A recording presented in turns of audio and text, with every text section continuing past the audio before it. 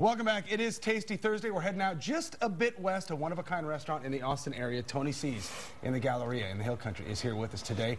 And some special ovens and some special cooking out there. I can, as I mentioned to Sally earlier, I can attest firsthand. So, Chef Cliff Abrahams, Tony Ciola, join us. Good to see you guys again. Good to see you. Thanks for being here. Tell us what you're going to make.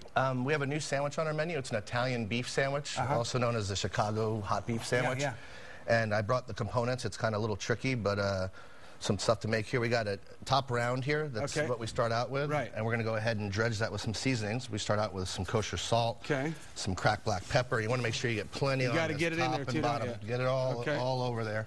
You're going to get some garlic powder, some onion powder. Make sure you get plenty on your meat. Don't be afraid to use a lot. The oregano you want to use a little less of. It's very strong. You don't want to overpower it with oregano. So we got this nice and dredged. I've let this piece of meat sit out for an hour. Definitely let your meat sit out for an hour or so. And we're going to go ahead and get it into a hot pan. Is that to what? Get it at room temperature? Room temp. So basically, you're not bringing a piece of meat that's cold and trying to get it to a temp. You're already starting out at a warm temp, and it helps the sinew break. And any good chef that prepares steak is going to let you know to bring that steak to room temp prior to cooking it. Is that in butter right now? No, that's just a little bit of virgin olive oil. So I'm just cooking that off to show you guys how to get this going. And while that's going, we're going to show you how to make some really good au jus. What's the trick here? Most people make it out of the packet, you know. And you can do that. And they're really good. You know, we cheat a little bit. We don't make our own beef stock. You can. If you want to make your own beef stock, great. But what we do, we start out with a really premium beef stock here. There we go. We're going to cook that off with a bunch of carrots. We're going to get...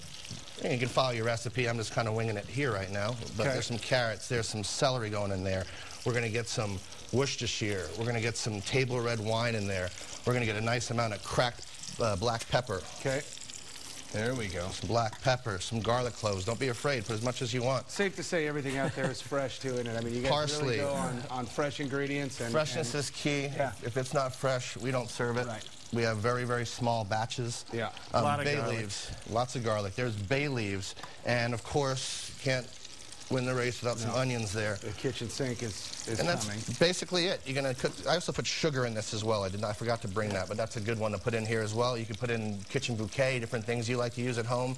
Long story short, you're going to cook this off for an hour, hour and a half until all these things get mushy and ingrained there, and then you're going to strain that off. All right? Okay, Cliff, while you're doing that and we're straining that, I want to talk briefly about and shift gears a little bit. Tony, tell us about the ovens. This is, we're up to 1,000 degrees on these things, some of these, right? I mean, it is key to making what everybody keeps coming back for. Well, we've got Austin's only coal-fired ovens. They burn at nearly 1,000 degrees, giving your pizza evenly cooked with caramelized toppings. Just like they started in New York in 1908. Using coal because it was plentiful and burned hotter than wood. So it's the only way you're going to get a true New York-style pizza. And it really does make a difference, too. Oh, yeah. I mean, it's great. As I found out. Okay, so where are we at here? So we have our top round. And, again, you can use different cuts, an inside round, top round. Talk to your butcher, whatever they recommend for hot beefs. We're browning this off right now. How long are you going to let it go? Just to brown it? I'm just going to get a little bit of color on it. And actually, that's enough right there. So what we'll do, something like this, get a little color. We'll turn it around, let it go a little bit longer. And this is going to end up in your oven. You're going to start your oven up hot. 375, 400, get it in there. About 10 minutes later, go ahead and lower that oven to about 275, 250. And you cook it off for about 3 hours until it's mid-rare, medium inside. On some of this, is the slow cooking the way to go? You jack it down The slow cooking is vital. It's vital, absolutely. I tried to do the prime rib for Christmas this year. And found that out the hard way. With prime rib, let it sit out to room temp. Super important. And then cooking it slow. You don't cook it slow, it's going to be tougher. Okay, now the veggies in these sandwiches. How do you do these? You start with this, right? This is just some, we're going to make roasted peppers. I just did some big, large, I want to say juliennes. It's not the right technical term, but some long slices of pepper. We're just going to hit that up with a little bit of olive oil. Not crazy amount, just a little bit. Some kosher salt, some pepper. That's it. We're going to toss this off. And basically, what you're going to do is put it on a sheet pan, let that cook in the beginning stage of the oven with your roast. For how long, though? You got to take that out? It takes about 25 minutes, 30 minutes. And they'll be roasted. And what they'll look like is this product, like what you see right here. There you go. So what you're seeing here is hot beef with provolone and roasted red peppers. And this is giardiniera here. And giardiniera is a very famous this is a hot giardiniera. There's all kinds of different giardinieras. It's basically a blend of different vegetables and peppers. And this is a real spicy one. This is the brand we use at the store. This is a very authentic giardiniera. You can order this online, or certain specialty shops sell it. So there we have one with giardiniera. We got our jus cooking off here. And basically what happens is you have your end product. Once this goes in the oven and cooks for about 3 hours or so, you're going to finish up with something that kind of looks more like this. And all those spices that you rubbed in first pay off now, right? Absolutely. Yeah. It's super vital. What you have here is your fat cap. Like you have your fat cap on here, and what you're going to want to do at the end of the process is take that fat cap off. You don't want to eat too much fat. You want a little bit of fat on your meat. Sure. And what we do at the restaurant, we do this a little bit inside out, is we'll go ahead and put all the fat into it directly back into your jus. Yeah.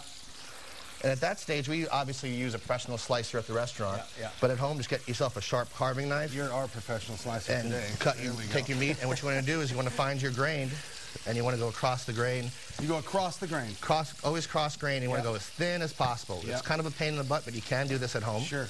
Just get nice and in there, get it as shaved as close as possible, and just keep on going. And what you're going to do once all your jus is done and stuff is just let your meat soak in your au jus for about half an hour or so. And eventually what's going to happen is you're going to have your meat soaking in your jus.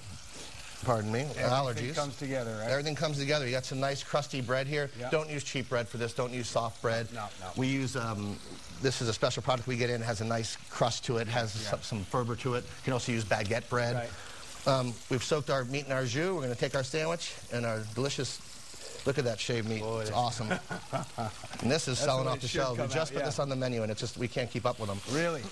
Yeah, this is a new item to our menu, and the best way to find out about what we're doing at Tony C's is to become a fan of our Facebook page. Yeah, sure. Because we update that daily with specials and prizes and stuff. Really? For Valentine's Day, we're giving away a couples retreat to Milk and Honey Spa. There you go. Their website, too, is... want to score points. It's TonyC's.com, right? TonyC's.com. Yeah. And you can link right onto our Facebook from there. Okay, I think we've got the map, too, and the location as well. We want to let you know. Right on Hill Country Boulevard. What is it, 12800? 12800. Right? Yeah, perfect. Okay, and there's, before we go, and keep putting that together because we're running out of time, but we want to mention, you do a half-price appetizers at happy hour, and there's no reason not to get out, right? I mean, yeah, we've got a great happy hour. It's 3-2-1 happy hour. $3 off appetizers, $2 off wines by the glass, Bellinis, Wells, 23-ounce beers, and then we've got $1 off our slices as well. And it's Monday through Friday from 3 to 7 and 9 to 11. All right, here's the personal editorial. Get the bruschetta when you get out there to get started. Yeah, and then let me ask you this, Cliff. This compared to the chicken parm sandwich, which is what I always, or the, not the chicken parm sandwich, but the eggplant parmesan sandwich, which I always get. I'm a bit prejudiced. I think it's all good. It's, kind of apples and oranges. If you're vegetarian, I'd highly recommend the eggplant parmesan. Since this is new on the menu, I haven't had it, but... This is gangbusters, man. If you dig beef sandwiches, that's the way to go. That's the way to tell is if the kitchen's eating it, and they eat it. They eat it. All right, Tony C's, thanks so much for being here. That's your Tasty Thursday.